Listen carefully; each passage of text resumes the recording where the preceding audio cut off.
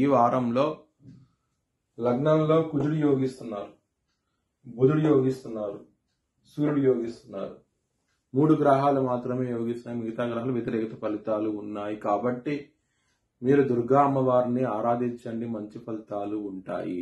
నవధాన్యాలు బ్రాహ్మణుడికి దానం చేయండి, ఇంకా మంచి ఫలితాలు ఉంటాయి.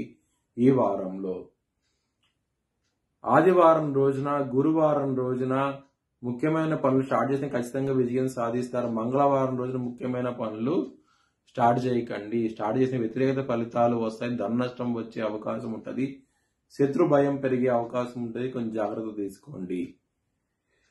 వృశ్చిక రాశి వారికి కుటుంబ స్థానం మీద శని గారి దృష్టి ఉన్నది కాబట్టి కొంచెం ఇబ్బంది పడే అవకాశం ఉన్నది.